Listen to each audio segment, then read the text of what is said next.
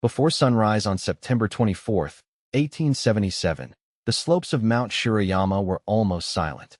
Below the mountain stood the army of a new Japan.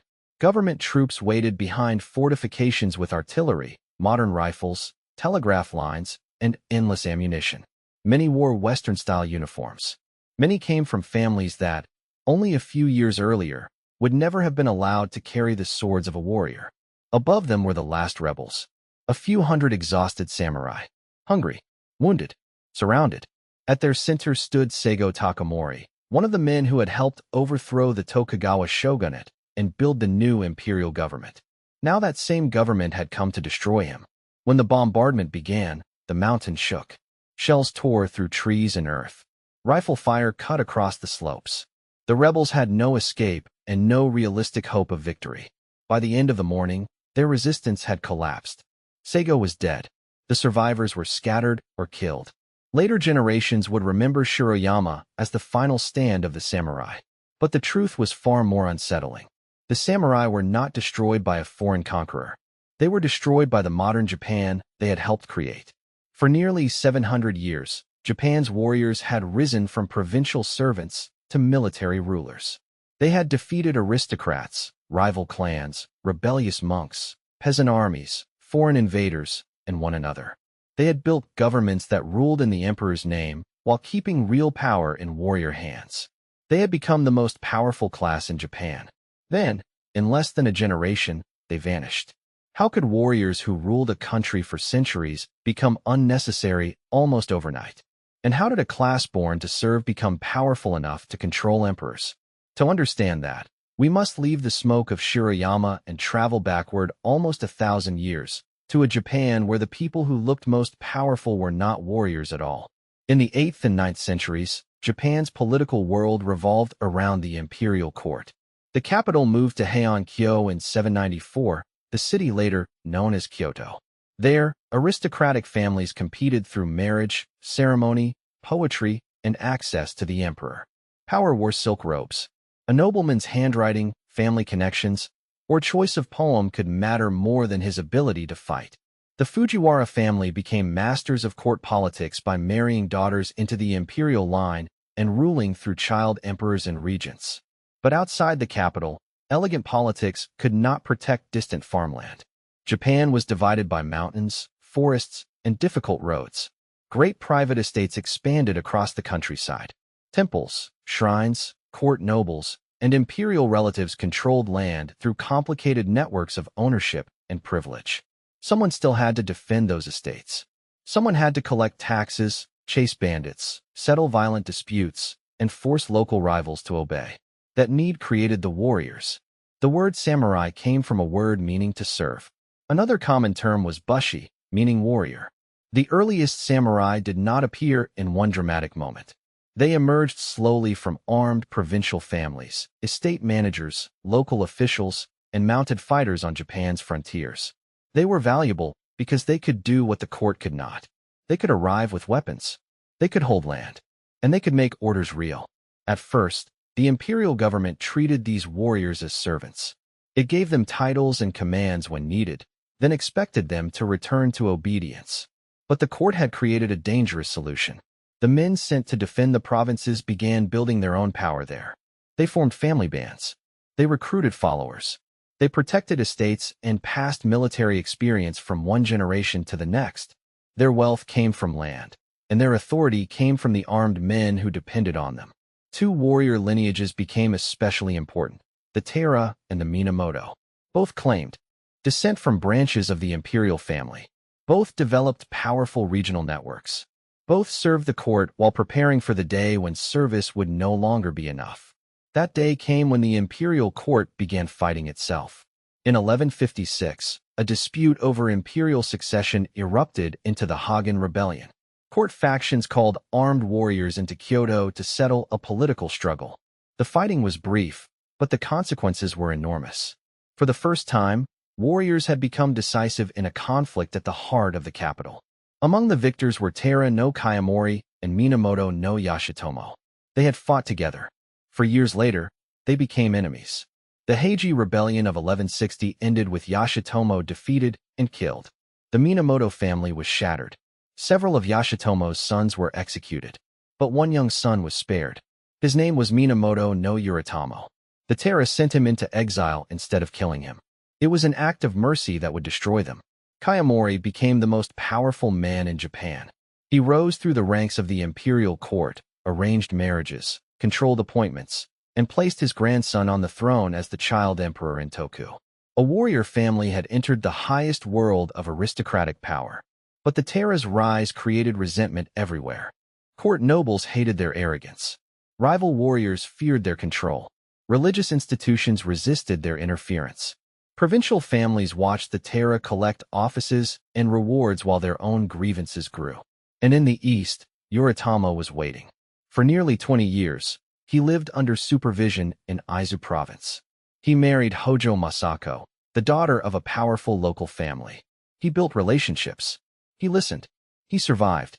Then, in 1180, a prince opposed to Taira rule called for rebellion. Japan exploded into the Genpei War. Yoritomo's first campaign ended in disaster. At the Battle of Ishibashiyama, his small force was defeated. He escaped through the mountains and fled across the water.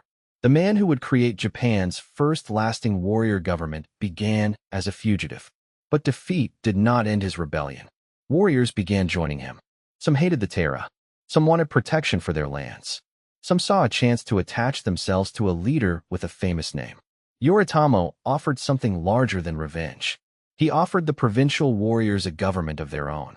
He established his base at Kamakura, protected by hills and sea and far from Kyoto's court culture.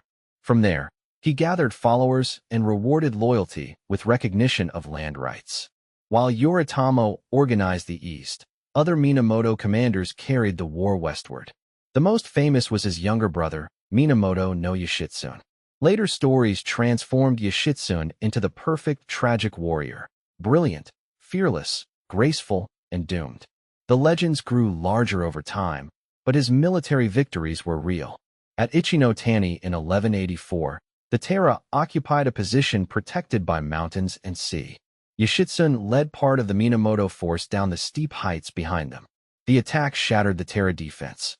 One of the battle's most famous stories tells of the warrior Kumagai Neizane pursuing a young Taira noble into the surf. When Kumagai pulled off the enemy's helmet, he saw a boy close to the age of his own son. For a moment, he hesitated. Then he saw other Minamoto warriors approaching. If he spared the boy, someone else would kill him. So Kumagai took his head. The young man was Taira no Atsumori, remembered as a noble warrior who carried a flute into battle. Whether every detail happened exactly as later literature described, the story revealed something essential about the samurai world. Honor did not remove cruelty. Duty did not erase grief. Victory could destroy the person who achieved it. The Taira retreated through the inland sea until their final confrontation with the Minamoto at Dan-no-Yura in 1185. At first, the Taira's knowledge of the currents gave them an advantage. Then the tide changed. A commander defected. Minamoto archers targeted sailors and helmsmen. The Taira fleet lost control. Defeat became unavoidable. According to the tale of the Heika, the grandmother of the child emperor in Toku took him in her arms and told him that another capital waited beneath the waves. Then she carried him into the sea. Other members of the Taira followed. Warriors jumped from ships. Heavy armor dragged bodies downward. The clan that had dominated Kyoto disappeared beneath the water. The war was over. But Yoritomo's most dangerous enemy was now inside his own family.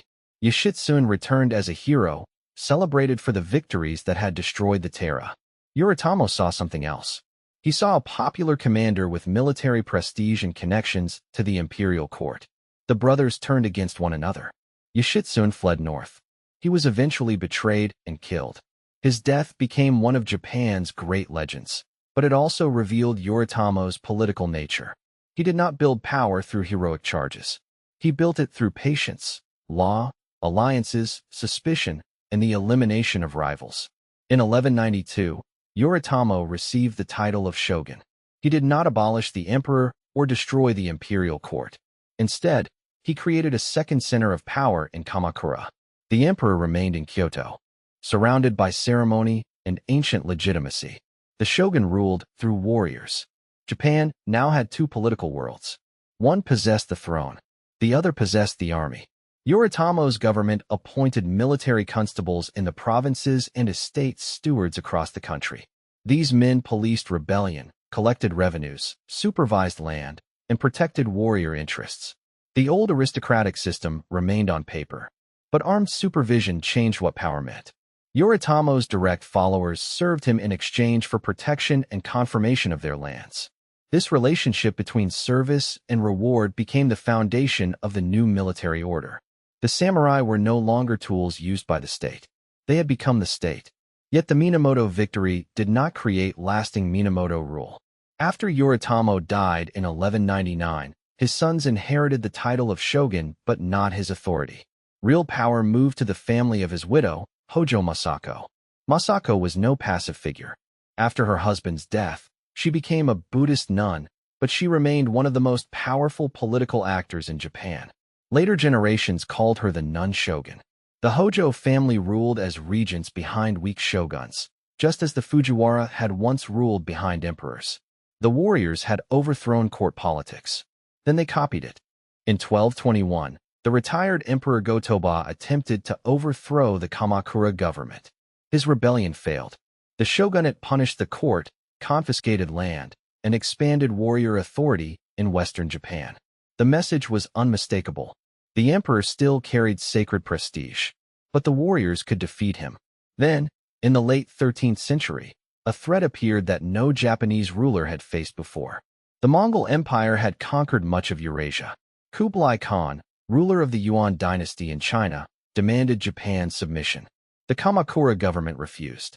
In 1274, a Mongol-led invasion force landed on Kyushu. The attackers included Mongol, Chinese, and Korean troops. They used coordinated formations, massed arrows, explosives, and battlefield tactics unfamiliar to many Japanese defenders. Samurai warfare was often built around smaller bands, individual reputation, mounted archery, and personal combat. The invaders fought as organized units. The first encounters shocked the defenders, but the invasion force withdrew to its ships, and severe weather damaged the fleet. Japan had survived. The shogunate knew the enemy might return. It ordered defensive walls built around Hakata Bay. Warriors were stationed along the coast. For years, the country waited.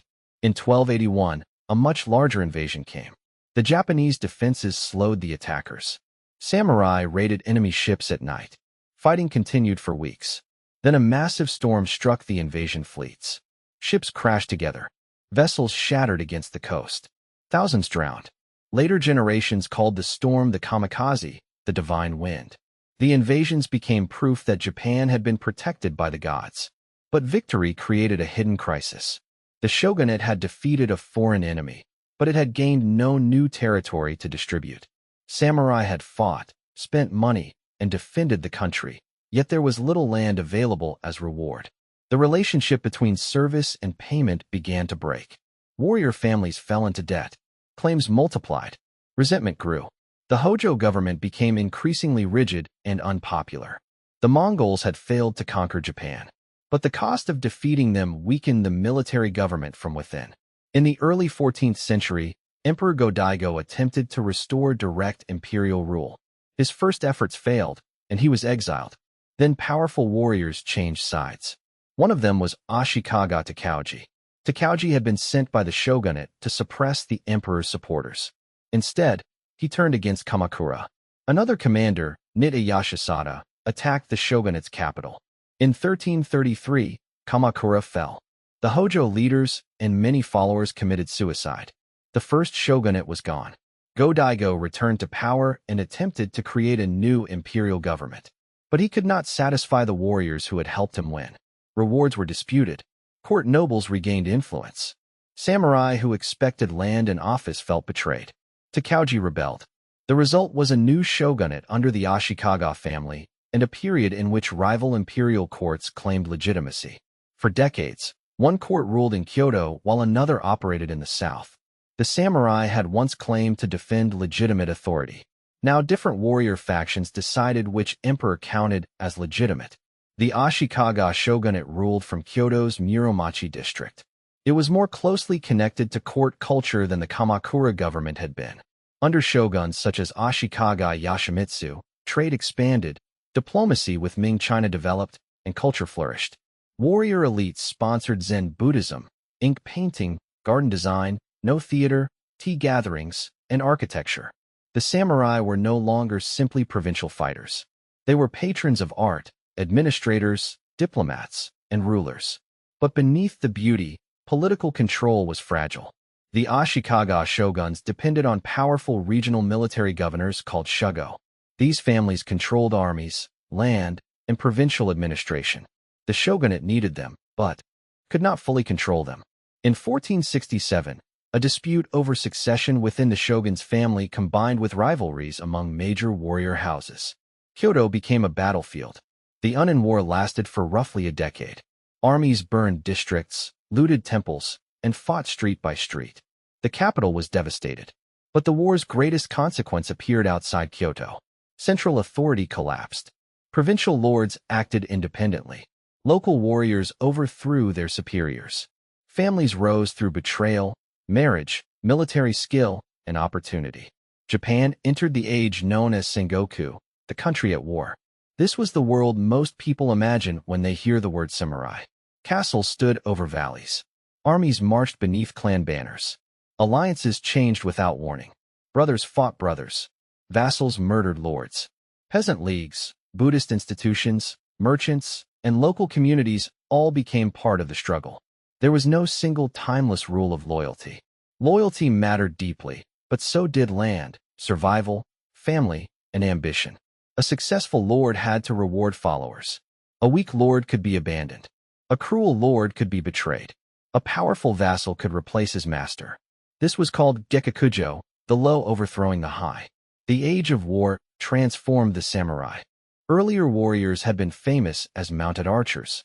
Swords were important, but they were not always the primary weapon of battle. In large Sengoku armies, spears became essential. Bows remained deadly. Fortifications grew more complex. Then firearms arrived. In 1543, Portuguese traders reached the island of Tanegashima, carrying matchlock guns. Japanese craftsmen quickly copied and improved them. Within decades, firearms were being produced in large numbers. The gun did not make the samurai disappear. The samurai adopted it.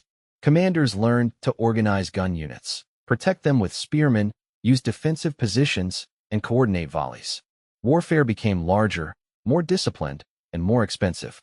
The image of the samurai as a swordsman refusing modern weapons belongs more to later legend than to the realities of the 16th century.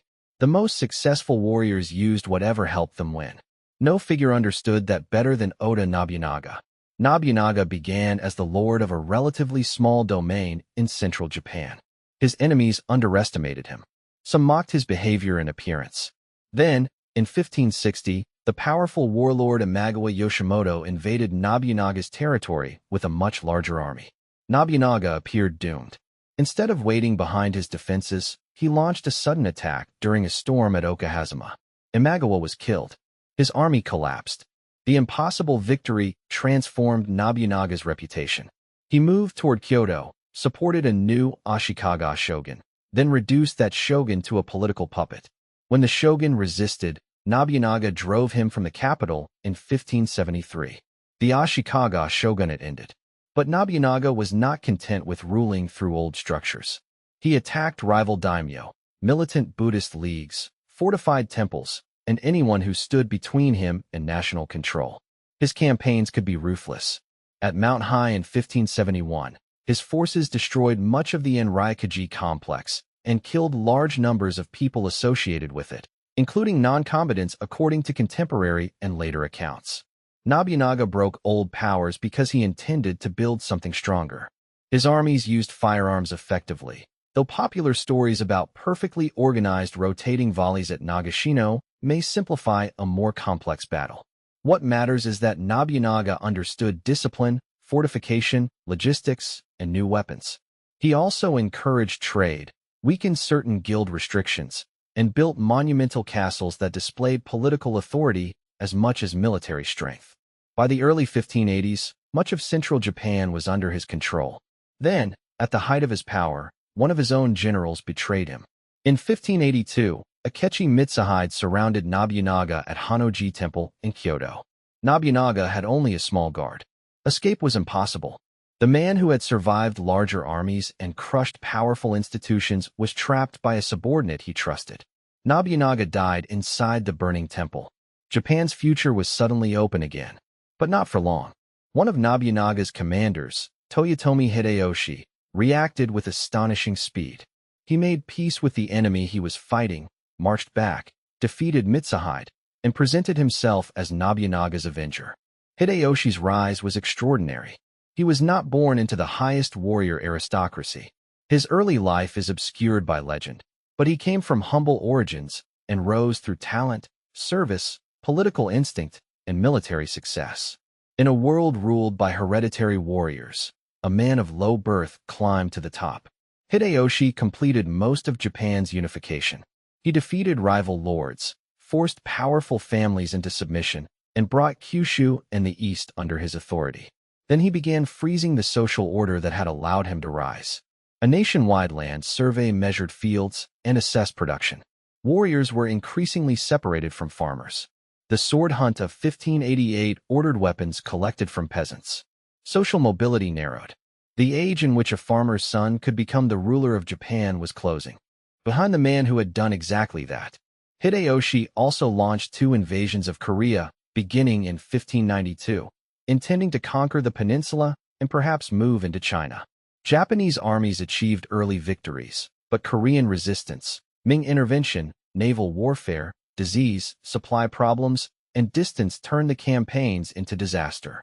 The invasions caused immense suffering in Korea and drained Hideyoshi's regime.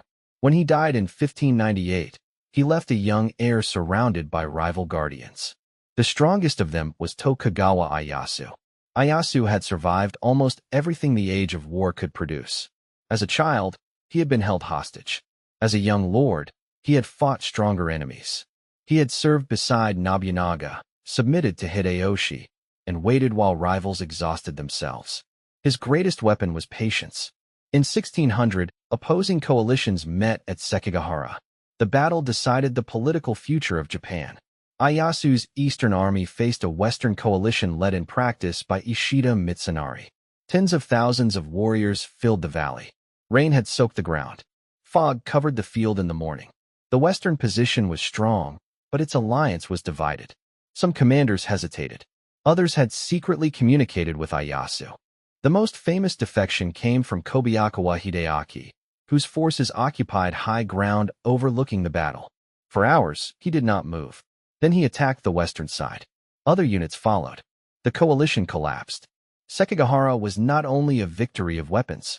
It was a victory of fear, negotiation, broken trust, and carefully prepared betrayal. 3 years later, Ieyasu became shogun. After destroying the remaining Toyotomi resistance at Osaka in 1615, the Tokugawa family stood unchallenged. The age of civil war was over, and that created a new problem for the samurai. What happens to a warrior class when there are no more wars to fight? The Tokugawa shogunate created a political system designed to prevent any daimyo from becoming powerful enough to challenge it. Lords were classified according to their relationship with the Tokugawa.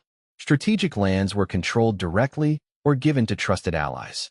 Castles were restricted. Marriages among powerful families required approval. Most importantly, daimyo were required to participate in a system known as alternate attendance. They spent regular periods in Edo, the shogun's capital, while their families remained there as political hostages in all but name. The enormous cost of maintaining residences, processions, and travel kept regional lords under financial pressure. The system worked. Japan entered more than 2 centuries of relative internal peace. Edo grew into one of the world's largest cities. Roads improved. Markets expanded. Literacy rose. Printing flourished. Merchants became wealthy. Theater, poetry, art, and popular entertainment developed at extraordinary speed. But peace transformed the samurai more deeply than war ever had. Most samurai became administrators, teachers, officials, guards, and bureaucrats. They still carried 2 swords as symbols of status. They still belonged to the warrior class. But many would never fight in a major battle. The sword became more important as a symbol precisely because it was used less often in war.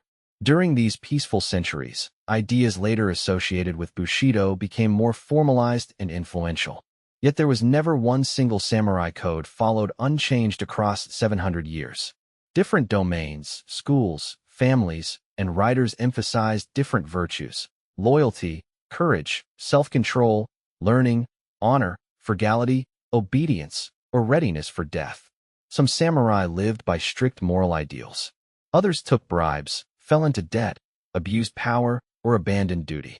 They were human beings, not symbols. One event, however, became the perfect Tokugawa story of loyalty. In 1701, the Lord Asano Naganori attacked a court official named Kira Yashinaka inside Edo Castle. Drawing a weapon, there was a serious crime. Asano was ordered to commit seppuku, and his domain was confiscated. His retainers became masterless samurai, or ronin. 47 of them secretly planned revenge. After waiting and concealing their intentions, they attacked Kira's residence in 1702 and killed him. They then surrendered. The government faced a dilemma. The ronin had shown loyalty to their dead lord, but they had also violated public law and carried out a private vendetta. They were ordered to commit seppuku. Their story became legendary because it captured the contradiction at the heart of samurai rule. Was true honor obedience to the government, or loyalty to one's lord? The Tokugawa order demanded both. Sometimes both were impossible. Even as samurai culture gained romantic power, the class itself faced economic decline. Many samurai received fixed stipends paid in rice. But the economy became increasingly commercial. Prices changed. Merchants accumulated wealth. Samurai families borrowed money to maintain appearances and meet social obligations. The official social hierarchy placed warriors above farmers, artisans, and merchants. Reality often placed a wealthy merchant above an indebted samurai. The men with the highest status were not always the men with the most money. This contradiction weakened the system year after year. Then foreign ships arrived. Japan had never been completely isolated. It maintained controlled relations with Korea, China, the Dutch, the Ryukyu Kingdom, and the Ainu world. But the shogunate tightly restricted foreign contact and Christianity. By the 19th century, Western powers were expanding across Asia. Their steamships, artillery, and industrial economies threatened every state they encountered. In 1853, Commodore Matthew Perry entered Edo Bay with American warships and demanded that Japan open relations. The black ships became a symbol of crisis. The shogunate knew that refusing could lead to war. It also knew that accepting foreign demands could make it appear weak. In 1854, Japan signed the Convention of Kanagawa. Other treaties followed, granting foreign powers privileges and limiting Japanese control over tariffs and legal jurisdiction. Many samurai saw the agreements as humiliating. The shogunate had ruled for centuries by promising order and protection. Now it could not keep foreign powers out. Political anger spread under the slogan, "Revere the Emperor, expel the barbarians." But even this movement contained a contradiction. Some activists truly wanted foreigners expelled. Others soon realized that Japan had to study Western weapons, ships, industry, and institutions in order to survive. Domains such as Satsuma and Choshu modernized their forces. They purchased firearms and artillery. They built new military units that included men outside the traditional samurai class. When foreign fleets bombarded Japanese positions, the lesson became impossible to ignore. Courage alone could not defeat industrial firepower. Japan would have to change. The final years of the shogunate were filled with assassinations, political purges, domain rivalries, foreign pressure, and civil conflict. Samurai fought on both sides. In 1867, the last shogun, Tokugawa Yoshinobu, returned governing authority to the emperor, hoping to preserve Tokugawa influence inside a new political structure. His enemies moved faster. In 1868, imperial restoration was declared. Forces from Satsuma, Choshu, and their allies defeated shogunate armies in the Boshin War. The Tokugawa order collapsed. The emperor became the center of a new national government, soon based in Tokyo, the renamed city of Edo. But the restoration was not a simple return to ancient imperial rule. It was a revolution led largely by samurai. And those samurai understood that Japan could not survive as a collection of semi-independent domains ruled by hereditary warriors. The new government abolished the domains and replaced them with prefectures. It created a national tax system, centralized administration, promoted industry, sent missions abroad, imported experts, and built modern schools and armed forces. Then it turned against the class that had created it. Hereditary samurai stipends placed a massive burden on the state. The government gradually converted and abolished them. In 1873, national conscription created an army drawn from the wider population. Military service was no longer the exclusive right of the samurai. In 1876, the government prohibited most former samurai from wearing swords in public. For centuries, the sword had represented privilege, authority, and identity. Now the state treated it as unnecessary. Many former samurai adapted. They became officers, police, teachers, officials, journalists, entrepreneurs, and politicians. Because they were often educated, they remained influential in modern Japan. Others could not accept the speed of change. Rebellions broke out. The largest came in Satsuma in 1877, led by Saigo Takamori. Saigo had helped overthrow the shogunate and had served in the new government. He was not simply an enemy of modernization, but he became alienated by political disputes, the treatment of former samurai, and the direction of the state. When discontent in Satsuma erupted into rebellion, he became its leader. At first, the rebels were experienced and dangerous, but the imperial army had greater resources, better supply, modern weapons, and access to conscript soldiers from across the country. The rebellion was pushed back until the survivors gathered at Shiroyama. There, the story returned to where it began. The last rebels looked down at an army that represented the future. But that future was not foreign. Former samurai commanded it. Former samurai had designed the government behind it.